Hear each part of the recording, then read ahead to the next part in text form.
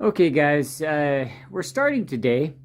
The first thing I gotta do is I gotta widen this doorway here because it had a little like 20-inch freaking door, and we're gonna have real house-sized doors in our new place here. So the first thing I gotta do is I have to widen this up, reframe it with some stronger boards, some of the 2x3s. Screw it in very neat, put some cross pieces in to sturdy up the door sideways, kind of like that, but real boards. Once it's, I think it said 82 and a half wide, 82 and a half, or 81 and a half, or 81 or 82 and a half tall. That's the rough opening for our door. So we're going to go ahead and frame it. And I've already cut the tops off of these pieces here because we got to remove those so that we can frame in. We got the AC vent here, so I can't go this way, so I'm just going to go this way a little bit. It'll still clear the toilet and everything, so no problem. I think this door is going to swing out this way so that we go in toward this way so that it blocks the bathtub. If someone's in there, you know, they can, I'm in here, and then they close the door and not see anything. So because, you know, even though this is a master bathroom, sometimes kids wander in.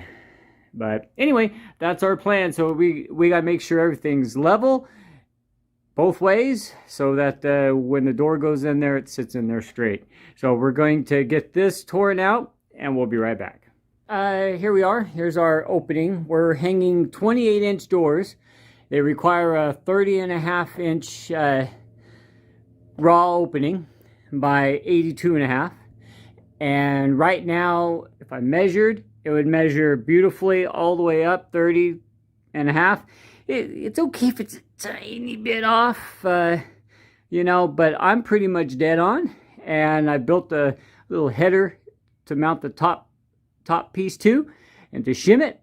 If this was a main opening, I would have this solid header. But since this is a interior wall, we don't have to have a header like that. Plus there's not much weight coming down, and that's why you would normally have a large headers, because that's such a wide opening.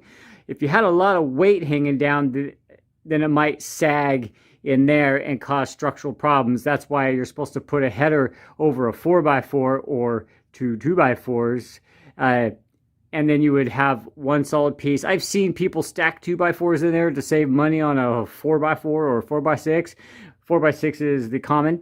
So yeah, so that is going to work. It's 82 and a half tall, 30 and a half wide, perfect for a 28-inch door.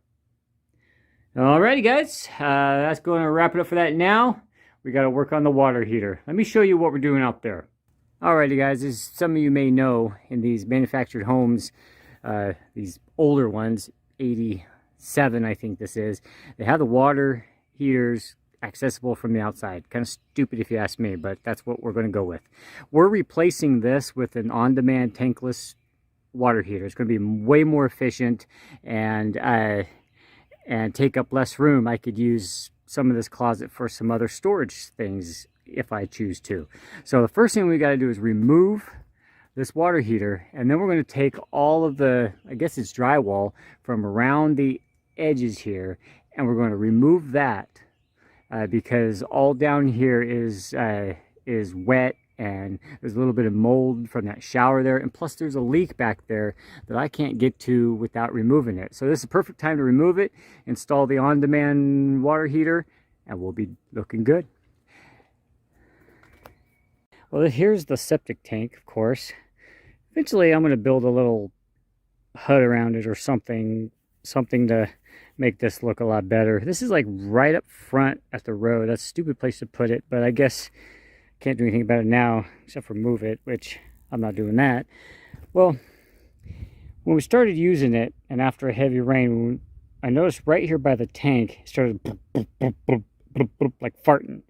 And then I dug down a little bit and I realized that where this collar goes down to the tank, there's a hole there. It's blown out. So what I've done is, with a little bit of water and a nice scrub brush, I've taken it down to the old sealant on both sides. The crack is right about here.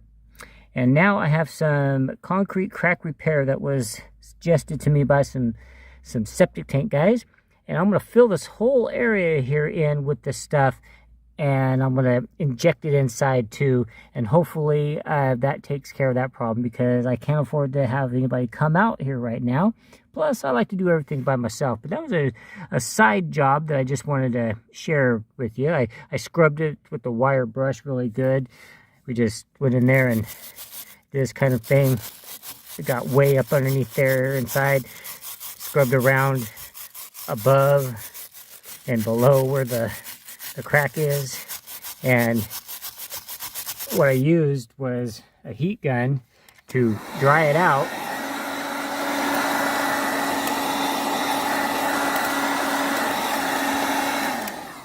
And it also created a blow so that it could blow all the dust and dirt out. So I'm going to go get the caulking and let's see if we can get it sealed. All right, everyone, welcome to my disastrous mess. We're about to start cleaning this stuff up because we're going to really soon we're going to start bringing in insulation and start wrapping this shit up. But what I'm doing today is I'm just doing the wiring. I want wiring boxes or outlet. I want my outlet boxes spread out throughout the room here. And the way that I'm wiring this up is the bathroom's going to be on its own circuit and the bedroom's going to be on its own circuit. The way it was is one circuit was running the whole bathroom and bedroom and the septic aerator and pump. So we can't have that happening. So anyway, we've got all of our boxes mounted and we've got wire started running for our pod lights that are going to be in here. I haven't tacked anything down, so everything's just kind of laying in there. This is an old line that needs to be removed. This outlet over here, this protected breaker outlet here, will also be supplying power up to a switch, which is going to turn on a vanity light up there. This whole area is going to be a prep area for my wife. This is where the old shower was and the closet, but I've gotten rid of that, opened it up, and she wanted an outlet over on the left, and she wanted a 2-gang over here for plugging in curling irons and all that stuff there. And there's even one down here on the floor here. I don't know if she's going to have anything there, but I figured that would be a good place to place one as well.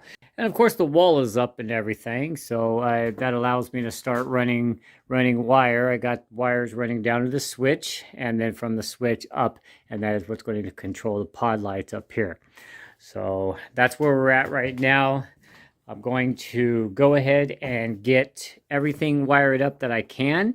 I'm going to be replacing the breaker panel, which is right behind there. So as soon as I am able to replace the breaker panel, then I'll make the final connection to this box to a new breaker there.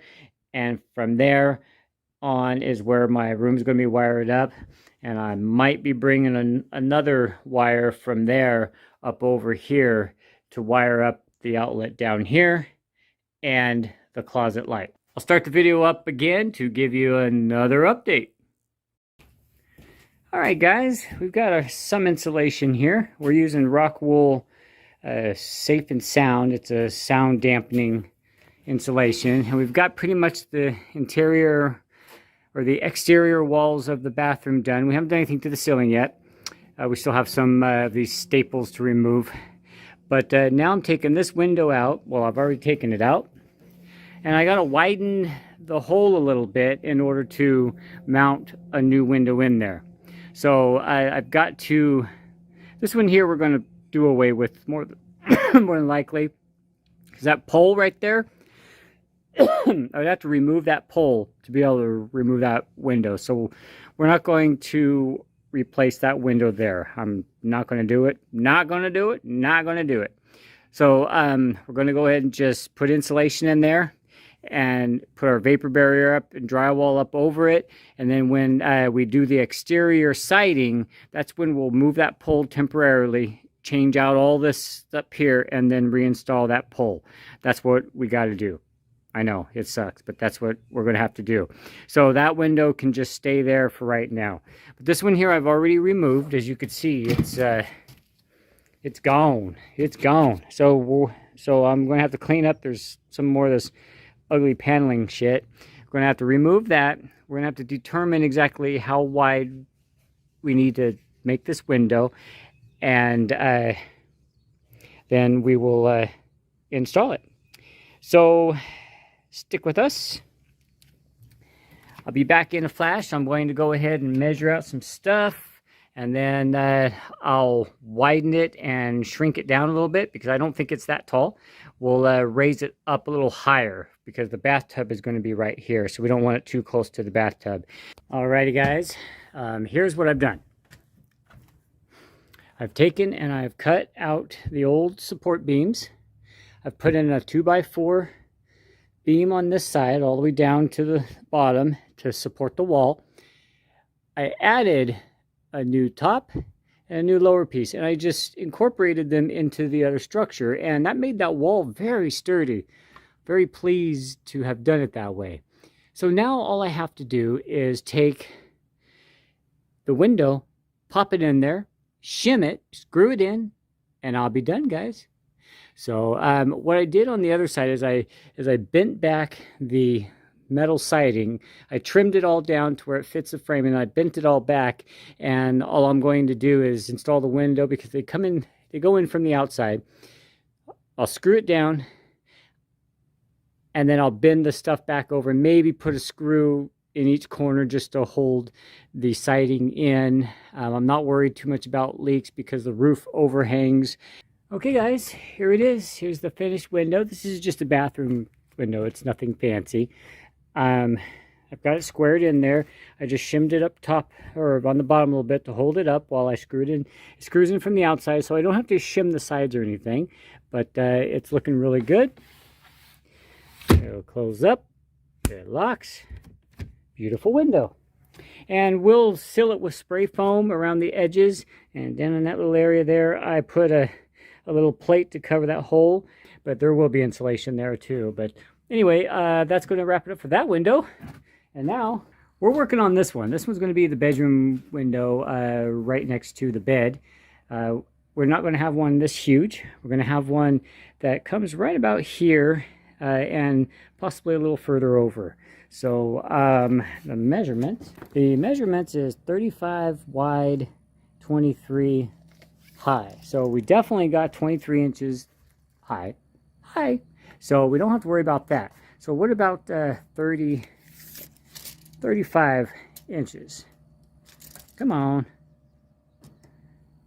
So this equals out to about 30 inches. So we actually have to just move this over